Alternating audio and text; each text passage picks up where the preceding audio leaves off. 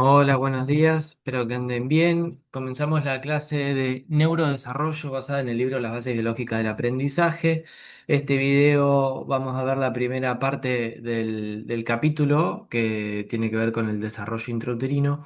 Adjunto después una guía de lectura que espero que les sirva para leer y estudiar y comprender el librito, el capítulo.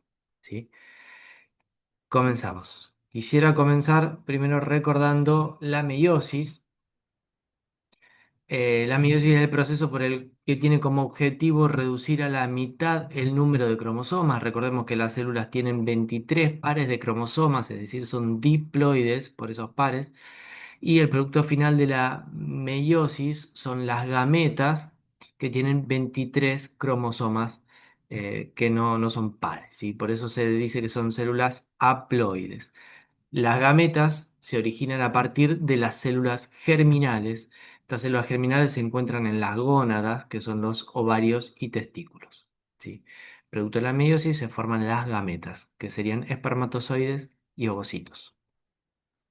La fusión de las gametas es conocida como la fecundación, genera una única célula que es el cigoto. Cada una de las gametas va a aportar la mitad del material genético, así el cigoto vuelve a ser una célula diploide con 23 pares de cromosomas.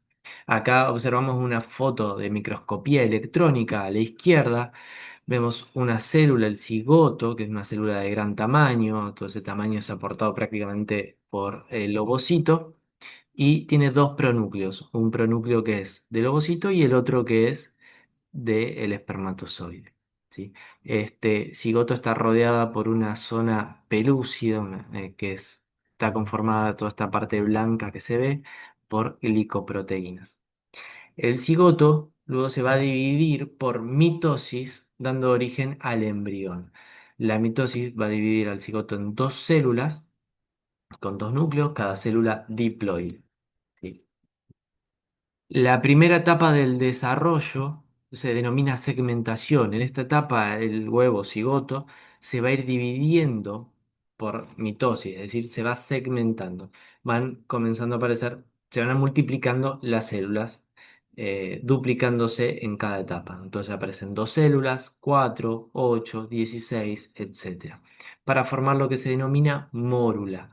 Mórula es este conjunto de células no diferenciadas, que son todas idénticas entre sí y se dice que son totipotenciales. Quiere decir que cada una de estas células potencialmente podría dar origen a cualquier estirpe celular, es decir, a cualquier tipo de célula. Por ejemplo, célula del sistema nervioso, célula de la piel, célula muscular, etcétera, ¿sí? Por ahora tiene forma más o menos esférica, con esas células no diferenciadas, todas iguales.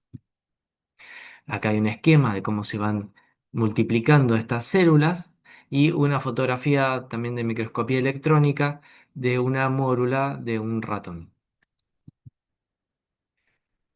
Hacia la tercera semana de gestación o desarrollo se produce un proceso muy importante conocido como gastrulación. Este proceso ese- se caracteriza porque el embrión se reorganiza por movimientos celulares. Las células se van moviendo, van migrando, se van desplazando y se diferencian en diferentes tipos de células. Esa diferenciación se da porque cada célula va tomando diferentes características morfológicas y funcionales.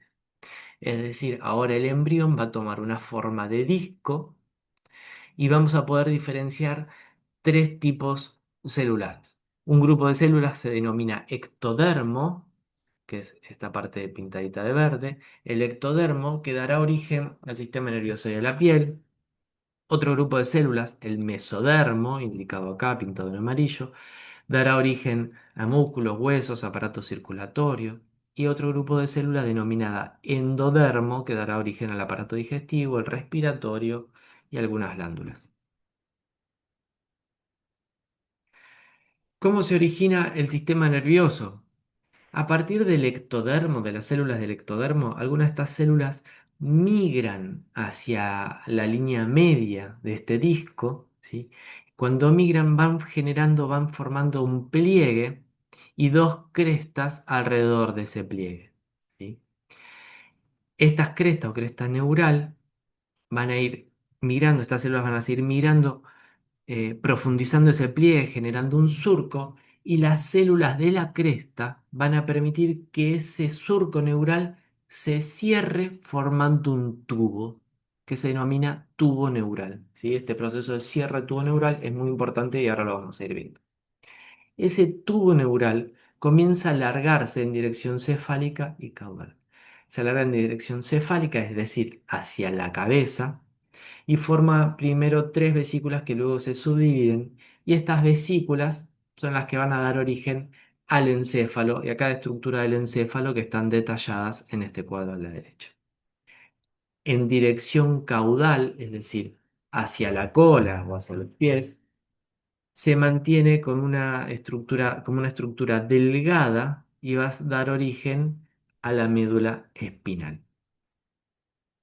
Esta también es una fotografía de microscopía electrónica de ese disco embrionario hacia la tercera semana de gestación, donde las células del ectodermo comienzan a migrar hacia la línea media, generando estas crestas y un surco. Existen defectos del cierre del tubo neural que generan patologías congénitas. Congénitas quiere decir que están presentes al momento del nacimiento, y estas pueden ser de origen genético o de origen ambiental, quiere decir por causas ambientales, por ejemplo, por exposición a tóxicos, a infecciones o por otras complicaciones. Los defectos del cierre del tubo neural pueden estar relacionados a múltiples causas, o sea, como las que nombré, algunas tóxicas, como el consumo de alcohol, por ejemplo, y también relacionados a factores nutricionales, factores genéticos, y está asociado también a trastornos en el metabolismo del ácido fólico. Y por eso es que la suplementación con el ácido fólico está indicada en todas las embarazadas, desde antes de la concepción, em, porque se ha demostrado que previene los defectos del cierre del tubo neural. Bueno, ¿y qué genera defecto del cierre del tubo neural?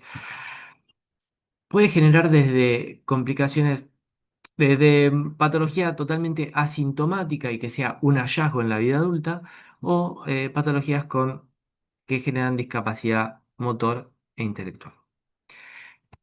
El déficit del cierre del tubo neural puede generar un déficit en la formación del arco posterior de las vértebras, ¿sí? El arco posterior genera la apófisis espinosa, que esa apófisis espinosa es la que nos podemos palpar en la columna vertebral si uno se toca la espalda, cada una de esas protrusiones o protuberancias, mejor dicho, que aparecen en la columna, esa es la apófisis espinosa. Generalmente este defecto se observa más que nada en la región sacra, y se caracteriza porque aparece vello o pelo en esa misma región de la piel. ¿Sí? Puede no generar ningún trastorno y ser solamente un hallazgo en una radiografía que se haga un adulto totalmente asintomático, o puede generar otras entidades que sí pueden generar alguna manifestación clínica. Una de las entidades es la meningocele. La meningocele ocurre cuando protruye el espacio subaracnoideo, ¿sí? Que recordemos es el espacio por el cual discurre el líquido cefalorraquídeo. Y si además de protruir el espacio subaracnoideo también protruye la médula espinal, esto se denomina mielomeningocele. Pueden ser patologías un poquito más graves cuando se produce incluso la agenesia en esta porción de la médula espinal, como rasquisquisis, que está aquí abajo. Estos trastornos meningocele y mielomeningocele pueden cursar con eh, discapacidad motora a nivel de los miembros inferiores. Solo en ocasiones, no siempre, puede cursar con eh, algunos cuadros cognitivos o con algún déficit cognitivo, y eso está asociado cuando estas patologías generan una obstrucción en la circulación del líquido cefalorraquídeo. Si se produce una obstrucción a nivel de la médula espinal, de la circulación del líquido cefalorraquídeo, este líquido se acumula a nivel encefálico en los ventrículos, produciendo lo que se denomina hidrocefalia. La hidrocefalia o aumento del líquido cefalorraquídeo entre estos ventrículos sí puede traer aparejado problemas cognitivos más adelante. Estos defectos en el cierre del tubo neural deben ser detectados precozmente, ya que tienen tratamiento, tanto de estimulación temprana, terapia cognitivo-conductual, como también tratamiento quirúrgico. Recientemente en el Hospital Garraham se llevó a cabo la primera cirugía intraútero. Habitualmente se opera después del nacimiento, pero puede operarse intraútero, antes del nacimiento. Y esta es la primera vez que se lleva una cirugía de estas características en un hospital público del país. Así que recientemente fue este avance científico y humanístico inmenso que se dio en el Hospital Garraham, que es un hospital de referencia nacional e internacional y de altísima calidad eh, médica.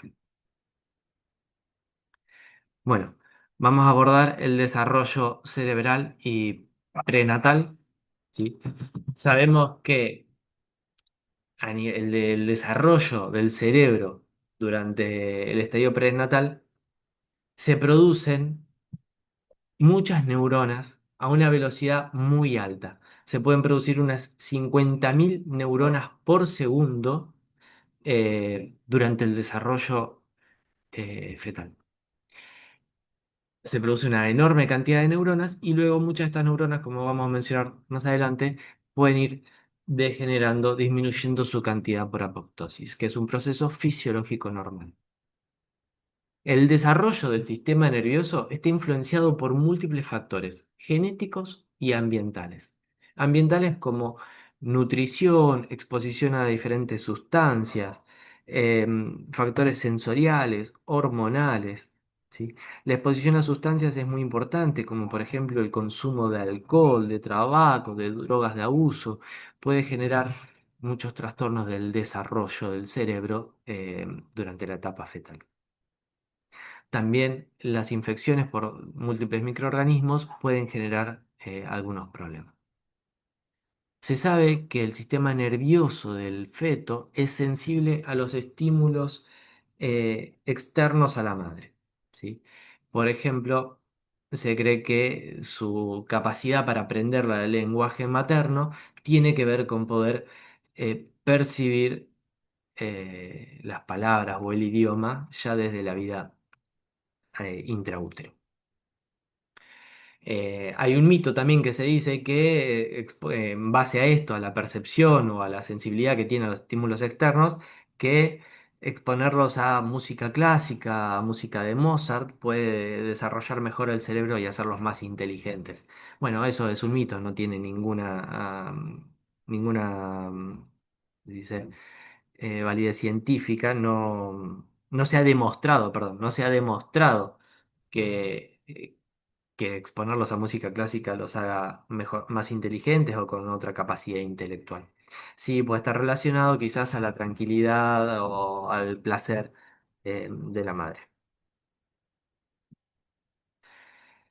Bueno, durante este proceso de desarrollo cerebral prenatal hay muchos factores o procesos particulares que tenemos que tener en cuenta. Uno es este de la proliferación neuronal o neurogénesis, que le decía que hay una proliferación neuronal inmensa dentro del cerebro, ¿sí? Una gran cantidad de proliferación, de generación de nuevas células en el cerebro. Y la cantidad de neuronas que puede tener el feto puede ser mucho mayor que la del adulto, hasta incluso un 70% mayor que la del adulto. Y este, esta cantidad de células, este exceso de células, después van a ir degenerando por apoptosis, ¿sí? O muerte celular programada para ir tomando el número final de neuronas del adulto. También hay un concepto importante que es la migración neuronal, ¿sí? Que se produce entre el tercer y el quinto mes, que ocurre la migración de los neuroblastos y de las células de la glía. Los neuroblastos son células que parcialmente indiferenciadas. ¿Por qué digo parcialmente? Porque no están tan indiferenciadas como las células de la mórula, que eran totipotenciales, pero todavía no tienen las características finales de una neurona madura. Entonces, estos neuroblastos, estas células, van migrando para ir dando lugar, origen a las diferentes estructuras del sistema nervioso. ¿Sí? Van a ir migrando, proliferando y migrando. Con el tiempo van a ir dando origen a los surcos y cisuras del sistema nervioso central a medida que van proliferando y migrando. Y a medida que van migrando también se van generando múltiples conexiones sinápticas. De hecho, hay una enorme cantidad de conexiones sinápticas de las cuales solo van a perdurar algunas. Van a perdurar las que sean funcionales para el desarrollo del feto, eh, que muchas veces son seleccionadas también por estímulos externos. Este proceso de migración es muy importante ya que hay también patologías que están asociadas a la migración neuronal. Hay muchas teorías que hablan sobre trastornos en la migración neuronal, pueden generar diferentes entidades neuropsiquiátricas. Entre ellas, la psicosis o la esquizofrenia está asociada a trastornos de migración neuronal, aunque aclaro que son entidades que son multifactoriales, ¿sí? Que hay factores de predisposición genética, exposición ambiental durante el desarrollo y también tienen que ver con procesos psicológicos que se deben ir generando durante la infancia, la adolescencia. Así que no quiero que lo consideren como causa y efecto, ¿sí? Sino que es uno de los factores que puede predisponer a diferentes trastornos psicóticos. También está relacionado a trastornos como la epilepsia y trastornos del espectro autista. Otro proceso importante es la organización, es decir, las células van a proliferar, van a emigrar y se van a organizar. Dentro de esta organización se produce la arborización dendrítica, se van formando muchas dendritas, se van formando los axones y se va formando la sinaptogénesis, se van estableciendo las sinapsis que van a prevalecer, ¿sí? Algunas son más rígidas, son más duraderas, otras tienen que ver más con la experiencia y son la base de la neuroplasticidad, concepto que vamos a ver en el segundo parcial. Otro proceso clave es la mielinización, ¿sí? La mielinización es el recubrimiento de las neuronas por mielina. Y esto, como les había comentado en la clase de neurofisiología, permite una adecuada conducción y transmisión de los impulsos nerviosos. En cuanto al desarrollo de la función motora, en el segundo mes de gestación ya se producen los primeros movimientos espontáneos y reflejos, ¿sí? Son reflejos sencillos y al inicio del tercer mes ya se observan otros reflejos como cerrar los puños o mover los dedos de los pies hacia abajo. ¿Sí? Hacia finalizar el tercer mes ya toda la piel es sensible al tacto y ya se observa una gran actividad donde puede girar los pies, cerrar los dedos, abrir y cerrar la boca, entre otros. Recién a partir del cuarto mes de gestación, la madre podría empezar a percibir los movimientos fetales, ya que previamente el feto es muy pequeño como para poder generar estas sensaciones. A medida que se va complejizando el sistema nervioso y madurando, empieza a complejizarse también los comportamientos fetales, que se vuelven similares a los del recién nacido, como por ejemplo movimientos de agarrar, chupar o dar patadas. Bien, hasta acá quería comentarles con este video, a partir de ahora, con todo lo que es el desarrollo postnatal del sistema nervioso, las dejo que continúen con la lectura y se apoyen en las preguntas guía que les adapto. Muchas gracias y cualquier duda estamos en contacto.